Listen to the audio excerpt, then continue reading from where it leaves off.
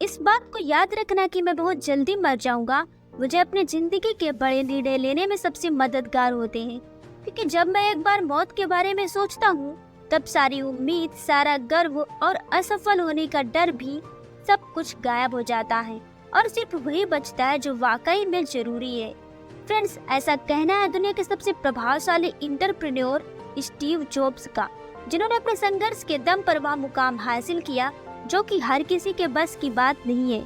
Apple company के cofounder को दुनिया सिर्फ एक सक्सेसफुल इंटरप्रेन्योर, बिजनेसमैन और इन्वेंटर के रूप में ही नहीं जानती, बल्कि उन्हें विश्व के मोटिवेशनल स्पीकर में भी कई ऊंचा दर्जा प्राप्त है। फ्रेंड्स, आज की इस वीडियो में हम स्टीव जॉब्स की जर्नी को जानने वाले हैं। उन्होंने कैसे अपनी लाइफ में सक्सेस को अचीव किया था, आइए जानते हैं। स्टीव जॉब्स का जन्म 24 फरवरी 1955 को कैलिफोर्निया में हुआ था। स्टीव की मां कॉलेज में पढ़ने के दौरान ही स्टीव को जन्म देती थी और तब तक उनकी शादी किसी से भी नहीं हुई थी।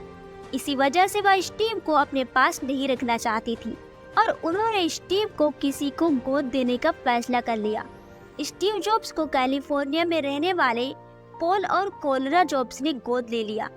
पॉल और कोलरा मिडिल क्लास फैमिली से थे और उनके पास ज्यादा पैसे नहीं हुआ करते थे, फिर भी स्टीव की हर जरूरतों को वो पूरा करने की कोशिश करते थे और उन्हें सबसे अच्छा स्कूल में पढ़ाया।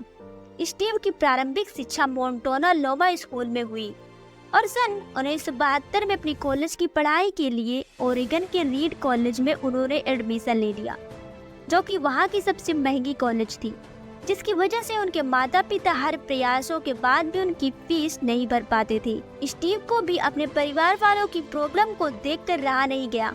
उन्होंने फीस भरने के लिए वीकेंड्स में कोल्ड ड्रिंक्स की बोतल बेचना स्टार्ट कर दिया और पैसों की कमी के कारण पास के मंदिर में जाकर वहां मिलने वाले मुफ्त खाना को खाने लगे। अपने होटल का किराया बचाने के लिए वो अपने दोस्त के कमरों में जमीन पर ही सो जाया किया करते थे। इतना कुछ करने के बावजूद पूरी फीस वह नहीं जुटा पाते थे और अपने माता पिता को कड़ी मेहनत करता देख उनसे रहा नहीं गया और उन्होंने कॉलेज की पढ़ाई छोड़ दी। उसके बाद उन्होंने अपना पूरा समय अपने पहले से सोचे हुए बिजनेस पर लगाने लगे। स्टीव ने अपने स्कूल के दोस्त वोजनैक के साथ मिलकर अपने पिता के छोटे से गैराज में ऑपरेटिंग सिस्टम सॉफ्टवेयर तैयार किया और इस ऑपरेटिंग सिस्टम सॉफ्टवेयर को बेचने के लिए एप्पल नाम के कंप्यूटर को वो बनाना चाहते थे, लेकिन पैसों की कमी के कारण वह ऐसा नहीं कर पा रहे थे। उनकी यह समस्या उनके एक मित्र माइक कुल्ला ने दूर कर दी और इसके बाद सन 1976 में मात्र 20 वर्ष की उम्र में उन्होंने एप्पल कंपनी की शुरुआत की। स्टीव और उनके फ्रेंड्स की कड़ी मेहनत से देखते ही देखते कुछ सालों में एप्पल कंपनी एक छोटे से गैराज से बढ़कर $2 अरब और 4000 कर्मचारियों वाली कंपनी बन चुकी थी। लेकिन स्टीव की यह उपलब्धि ज्यादा देर तक टिकी नहीं रही। उनके पार्टनर्स द्वारा उनको नापसंद किया जाने और आपस में कहीं सुनी होने के कारण एप्पल कंपनी की लोकप्रियता कम होने लगी और धीरे धीरे कंपनी कर्ज में डूब गई, जिसके बाद बोर्ड ऑफ डायरेक्टर्स की मीटिंग हुई और उसमें सारा का सारा दोष स्टीव पर लगाया गया। फिर सन 1985 में उन्हें कंपनी से बाहर कर दिया गया। यह उनके जीवन का सबसे दुखद पल था, क्योंकि जिस कंपनी को उन्होंने कड़ी मेहनत और लगन से बनाया था उसी कंपनी से उन्हें निकाल दिया गया था। स्टीव के जाते ही कंपनी की हालत और ही बदतर होती जा रही थी। एप्पल से निकलने के कुछ सालों बाद स्टीव ने नेक्स्ट इंक और पिक्सलर नाम की 2 कंपनियों की शुरुआत कर दी और वह भी काफी सफल रही।